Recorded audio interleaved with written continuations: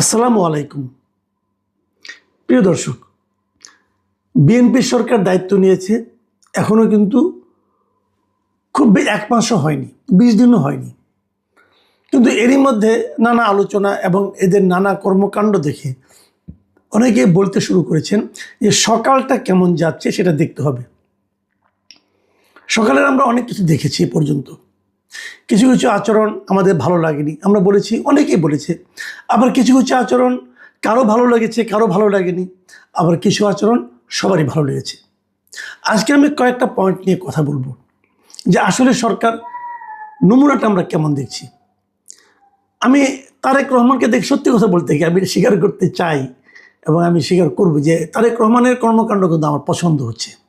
মানে উনি নিজে যা করছেন একটার সঙ্গে আরেকটা তুলনা করে আমার মনে হচ্ছে যে না, বোধ করি দেশে একজন যোগ্য লোকের হাতে পড়েছে। কিন্তু তার টিম নিয়ে আমার একটু আনহ্যাপিনেস আছে। তার টিম যা করছে সেটা বুঝতে পারছি না। তারেক রহমানের আগের যে ঘটনাগুলো, কয়েকটা ঘটনা আমরা দেখেছি যে উনি সরকারি গাড়ি নিচ্ছেন না, তেল এবং ড্রাইভারের খরচ উনি বহন করছেন, এগুলো খুবই ইতিবাচক। আবার ওখানে দুঃখও ছিল আমার যে ওনার মতো এরকম একটা ইতিবাচক সিদ্ধান্ত উনি নিলেন, সেটা ওনার মন্ত্রিসভার খুব বেশি লোক কিন্তু এটা ফলো করলো না। এটা আমার জন্য একটু বেদনা দিয়েছে আর কি। যাই হোক, আমি একটু হতাশা হয়েছি এই কারণে যে উনি যা করতে চাচ্ছেন তাকে উনি করতে পারবেন কিনা বুঝতে পারছি না। উনি দুর্নীতির বিরুদ্ধে যেরকম একদম কঠোর একটা ব্যবস্থা নিয়েছিলেন যে দুর্নীতির গলা টিপে ধরবে, এবং আমি নিজেও মনে করি এদেশের উন্নয়নের পথে যতগুলি বাধা আছে তার মধ্যে সবচেয়ে বড় বাধা হচ্ছে দুর্নীতি। কিন্তু সেই দুর্নীতির ব্যাপারে ওনার যারা মন্ত্রী আছেন তারা কি ওনার সঙ্গে ওনার যে মনোভাব সেই মনোভাবকে ফলো করতে পারছেন? এটা নিয়েও কিন্তু আমার একটু দ্বিধা আছে। আজকে দেখলাম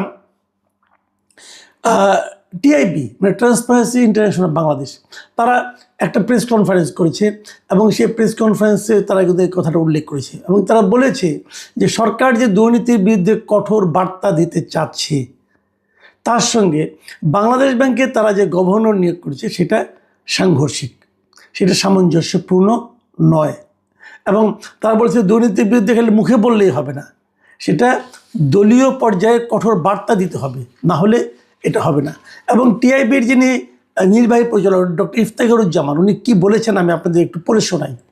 উনি বলেছেন, গণমাধ্যমে প্রকাশিত তথ্যে দেখা গেছে যে নবনিযুক্ত গভর্নরের ক্ষেত্রে জোরালো স্বার্থের সংঘাত বিদ্যমান। এমন নেতৃত্বের হাতে কেন্দ্রীয় ব্যাংক নিরাপদ নয় এবং এর ফলে নজরদারি সংস্থা হিসাবে বাংলাদেশ ব্যাংকের নিরপেক্ষ ভূমিকা পালনের সুযোগ বিঘ্নিত হবে। দেখেন, এই বাংলাদেশ ব্যাংকের গভর্নর নিয়ে কিন্তু শুরুতেই একদম প্রথম দিনেই কিন্তু আমি বলেছিলাম এটা ঠিক হচ্ছে না, এবং এটা যে ঠিক হচ্ছে কি হচ্ছে না এই ব্যাপারে সরকারের দিক থেকে কিন্তু আমরা কোনো ধরনের ব্যাখ্যা অথবা বিশ্লেষণ পাইনি। সরকারের ভাবখানা, বিশেষ করে অর্থ মন্ত্রণালয়ের যিনি দায়িত্বে আছেন মিস্টার আমির খুসরো মাহমুদ চৌধুরী, উনি যেভাবে এটার প্রতিক্রিয়া প্রকাশ করেছেন আমার তো হতাশ লেগেছে। মানে উনি যেন কাউকে পাত্তাই দিতে চাচ্ছেন না। উনি বলতে চাচ্ছেন আমাদের একটা প্ল্যান আছে, আমাদের প্ল্যান আমরা বাস্তবায়ন করব। কেন ভাইয়া, আপনার প্ল্যান কি? জনগণের প্ল্যানের বাইরে আপনার প্ল্যান থাকবে কেন?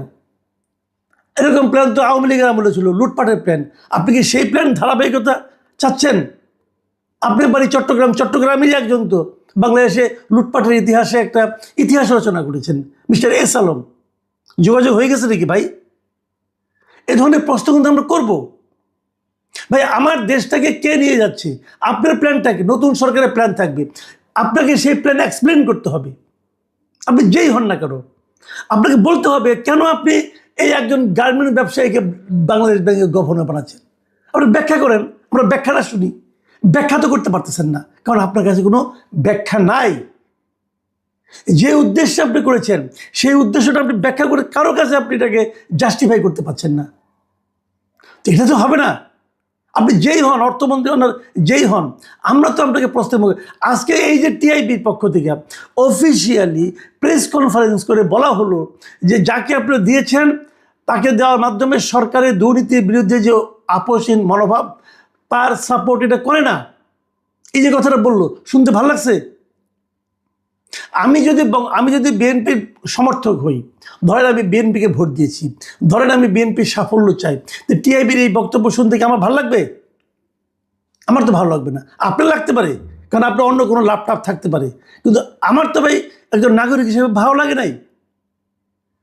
আমরা তো 15 দিনের মাথায় এসে নিয়ে এই ধরনের বিতর্কিত কর্মকাণ্ড হোক, এটা তো ভাই আমরা চাইবো না। আমি বিএনপির যারা নাকি শীর্ষ নেতৃবৃন্দ আছেন তাদের কাছে বলবো, ভাই এমন কিছু প্লিজ করবেন না যে জিনিসটা আপনারা ব্যাখ্যা করতে পারবেন না। আর যদি এটা নিয়ে প্রশ্ন ওঠে, আপনাদের দায়িত্ব হবে সেটা আপনারা কেন করছেন সেই জিনিসটা জনগণের সামনে এক্সপ্লেইন করা। আপনারা ব্যাখ্যা করে প্রমাণ করেন যে আপনারা ভালো কাজ করেছেন। এই যে এত প্রশ্ন উঠছে, আপনারা কি মনে করছেন প্রশ্ন উত্তর দিবেন না আর আপনার হয়ে যাবে?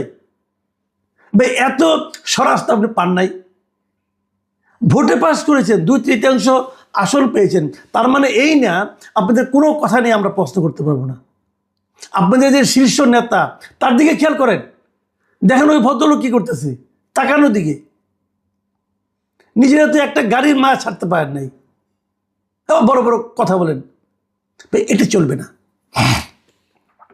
দেখেন আমি এই টিআইবির যিনি নির্বাহী পরিচালক আছেন ডক্টর ইফতেখারুজ্জামান, তার আরেকটা বক্তব্য আমি আপনাদেরকে আরেকটা কোট আপ করছি আপনাকে।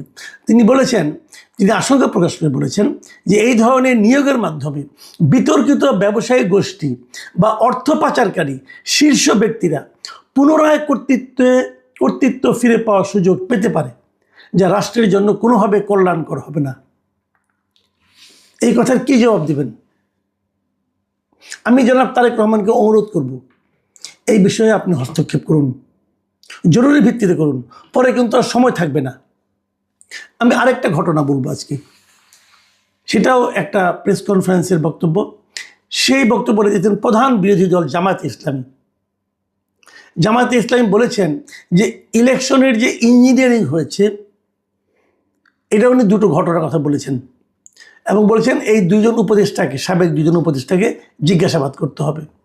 এই দুই উপদেষ্টা কে কে? একজন সৈয়দ রিজওয়ানা হাসান আর একজন হলো খলিলুর রহমান।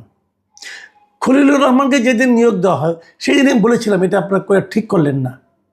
এই ক্ষেত্রে আমরা কোনো ব্যাখ্যা পেলাম না, এবং এই ব্যাখ্যাটা আমি স্বয়ং প্রধানমন্ত্রী তারেক রহমানের কাছে দাবি করছি যে আপনি তাকে নিয়োগ করেছেন, কেন করলেন? আপনি কার কাছে ধরা আছেন? আমরা কিন্তু এমন প্রধানমন্ত্রী চাই না যেই নাকি নিজের ইচ্ছায় কাজ করতে পারবেন না, যেই নাকি অন্য কারোর কাছে ধরা থাকবেন, মানে কারোর কাছে তার কোনো এক ধরনের জবাবদিহিতার ব্যাপার থাকবে। এটা কিন্তু আমরা চাই না ভাই। হোয়াই খলিলুর রহমান? এখন এটা কি হয়েছে, যে আশঙ্কাটা আমি তখন করেছিলাম সে আশঙ্কাটা আজকে জামাত উচ্চারণ করছে।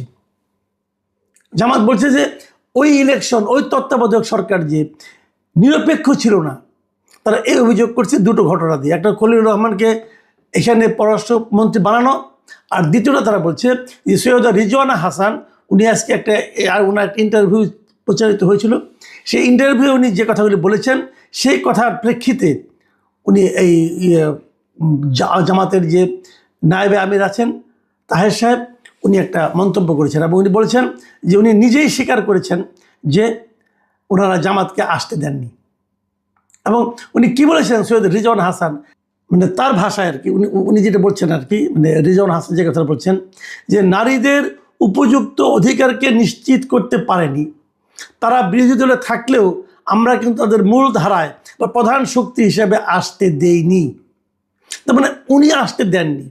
উনি বলতে চাচ্ছেন যে জামাতের কাছে নারীদের অধিকার নিয়ে প্রশ্ন আছে, এবং প্রশ্ন আছে বলেই ওনারা জামাতকে, যদিও জামাতের বিরোধী দলে আছে, কিন্তু জামাতকে ওনারা মূল ধারায় মানে মূল শক্তি হিসেবে, প্রধান শক্তি হিসেবে আসতে দেননি।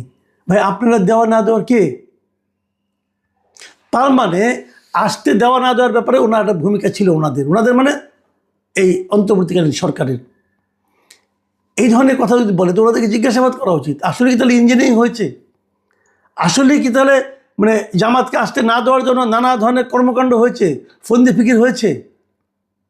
ভাই এটা তো কোনো কথা হলো না। আবার তাদের একজনকে আইনে আপনি যখন উপদেষ্টা বানালেন তখন তো অনেকে সন্দেহ করতেই পারে, তাহলে আপনারা জানতেন এই ষড়যন্ত্রের ব্যাপারটা, এই ইঞ্জিনিয়ারিংয়ের ব্যাপারটা আপনিও জানতেন, এবং তারই পুরস্কার স্বরূপ ওনাকে নিয়ে আসছেন। জামাত তখন এটাও বলছে যে লন্ডনে আপনাদের সঙ্গে এই আন্ডারস্ট্যান্ডিং হয়েছিল। আমার কথা হলো এমন কাজ কেন করবেন যে কাজ করলে প্রশ্ন উঠবে। দেখেন আপনার প্রধান বিরোধী দল যেটা আছে, যারা আছে, তারা যখন এই প্রশ্নগুলি উঠায় তখন কিন্তু এই প্রশ্নগুলিকে আপনি উড়িয়ে যেতে পারবেন না, আপনাকে এটা এক্সপ্লেন করতে হবে। কেবল তাই নয়, নির্বাচনটা যে সঠিক হয়েছে, অবাধ হয়েছে, সুষ্ঠু হয়েছে, সেটা আপনাকে প্রমাণ করার জন্য জামাতের যে দাবি, এই দাবিকে আপনাকে গুরুত্ব দিতে হবে। কতটুকু পারবেন আমি জানি না, কিন্তু আমি মনে করি দেশে আপনারা একটা ভিন্ন ধরনের শাসন কায়েম করার চেষ্টা করছেন। আমি মানে যেমন আজকে যে ঘটনাটা ঘটলো, আজকেও তো খুব ইন্টারেস্টিং একটা ঘটনা ঘটছে। সরকার একটা প্রজ্ঞাপন জারি করেছে, এই যে আমাদের প্রধানমন্ত্রী অথবা সরকার প্রধান যখন বিদেশে যান, বিদেশ থেকে আসেন, তখন আমরা দেখি কি যে এয়ারপোর্টে সব মন্ত্রীরা লাইন ধরে দাঁড়ায় থাকে, উনি সবার মাঝখান দিয়ে হেঁটে হেঁটে যান, আবার ফেরার সময় সবগুলি দাঁড়ায় থাকে, সবাই হেঁটে হেঁটে আসে। মানে সকল মন্ত্রীদের পৃথিবীর সবচেয়ে কঠিন কাজ হলো, সবচেয়ে গুরুত্বপূর্ণ কাজ হলো প্রধানমন্ত্রীকে বিদায় দেওয়া এবং তাকে স্বাগত জানানো। নতুন প্রধানমন্ত্রী বলছেন এগুলি চলবে না, মাত্র 4 জন লোক যেতে পারবে, অনলি 4। এবং তারা কে কে? জাতীয় সংসদের চিফ হুইপ, মন্ত্রিপরিষদের সচিব, প্রধানমন্ত্রীর মুখ্য সচিব এবং একজন জ্যেষ্ঠতম মন্ত্রী, মানে সবচেয়ে সিনিয়র মন্ত্রীদের মধ্যে একজন মন্ত্রী। এই 4 জন থাকবেন, আর কেউ না। অবশ্যই এটা ইতিবাচক দিক। আমি মনে করি যে ওনার যে মন মানসিকতা ডিফারেন্ট টাইপের, সেটা উনি প্রমাণ রেখেছেন। আপনি এদিকে যখন প্রমাণ রাখছেন, তখন যে সমস্ত প্রশ্ন উঠছে, সেই প্রশ্নগুলির জবাব দেওয়াটাও কিন্তু আপনার দায়িত্বের মধ্যে পড়ে। এবং আমাদের এই জবাবদিহিতা, আমি মনে করি এই সরকার জবাবদিহিমূলক হবে এবং এই সরকার এই প্র্যাকটিসটাও চালু করবে। সংশ্লিষ্ট মন্ত্রী হোক অথবা তথ্যমন্ত্রী হোক অথবা খোদ প্রধানমন্ত্রী হোক, প্রত্যেকটা প্রশ্নের আমরা আপনাদের কাছ থেকে জবাব চাই। আপনারা জবাব দিন, যুক্তিগ্রাহ্য হলে আমরা মেনে নেব, নাহলে আমরা পাল্টা যুক্তির কথা বলবো। কিন্তু জনগণের কাছে নিজেদেরকে ওপেন রাখার চেষ্টা করেন। প্রিয় দর্শক, এখন এই পর্যন্তই। আল্লাহ হাফেজ।